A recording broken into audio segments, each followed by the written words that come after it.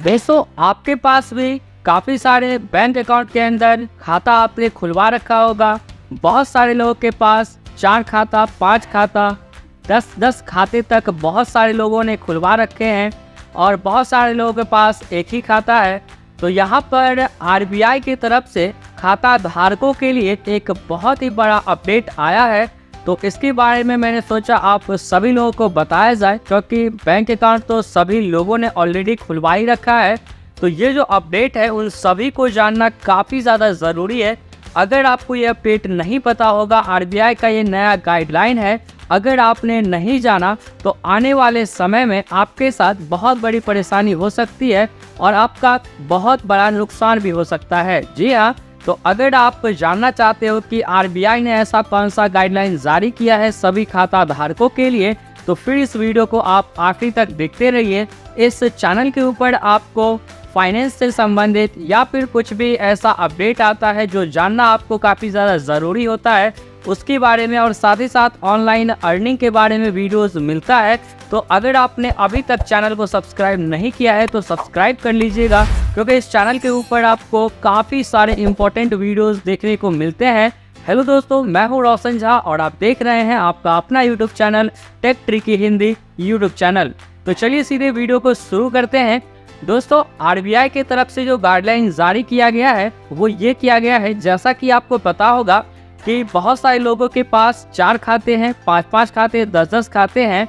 तो अब यहाँ पर लोग करते क्या है कि किसी एक या फिर 2 खाते को कंटिन्यू रखते हैं चालू, जहाँ पर वो ट्रांजैक्शंस वगैरह करते हैं, पैसा डालते हैं, निकालते हैं, यानी वो अकाउंट जो है उनका एक्टिव रहता है।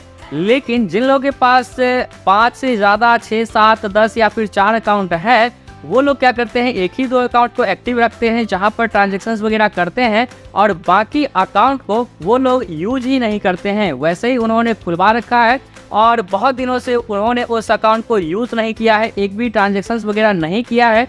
हाँ, मिनिमम बैलेंस ज़रूर वो लोग मेंटेन करके रखते हैं, लेकिन ट्रांजैक्शंस वगैरह नहीं करते हैं।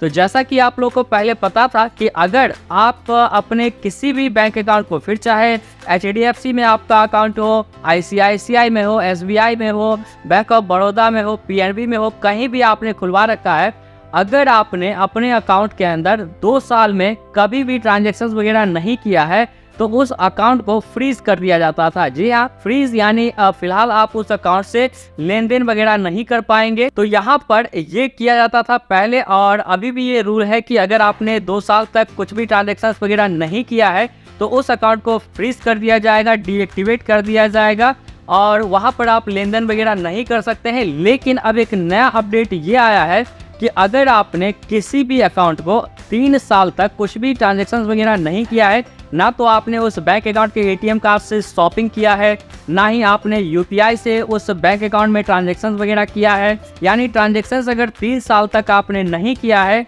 तो उस अकाउंट को अब यहाँ पर आरबीआई के नए गाइडलाइंस के अनुसार परमानेंटली डीएक्टिवेट कर दिया जाएगा। जी हाँ, तो ये एक नया अपडेट आया है यहाँ पर आरबीआई की तरफ से। और साथ ही साथ एक और बड़ा अपडेट ये है कि अगर आप उस अकाउंट में, किसी भी अकाउंट में आपने 10 साल तक कोई भी ट्रांजैक्शंस वगैरह नहीं किया है तो उस अकाउंट को परमानेंट डीएक्टिवेट तो कर ही दिया जाएगा। लेकिन अगर उस अकाउंट में आपका कुछ भी पैसा पड़ा हुआ है तो वो पैसा भी अब आपको नहीं मिलने वाला है। जी हाँ, आपने हाल ही में एक न्यूज़ आया था, सुना होगा आपने, कि आरबीआई के पास बहुत सारे ऐसे अकाउंट मिले हैं जो अकाउंट ऑलरेडी 10 साल से ज़्यादा से इनएक्टिव थे, उसमें कुछ भी ट्रांजैक्शंस वगैरह नहीं हुआ था और उस अकाउंट के अंदर बहुत सारे पैसे भी पड़े हुए थे। तो वो सारा का सारा पैसा जो है वो आरबीआई ने जब्त कर लिया और आरबीआई का एक नया फाउंडेशन है, वेलफेयर फाउंडेशन, तो उसमें उन सभी पैसों का इस्तेमाल यहाँ पर आरबीआई की तरफ से किया जा रहा है।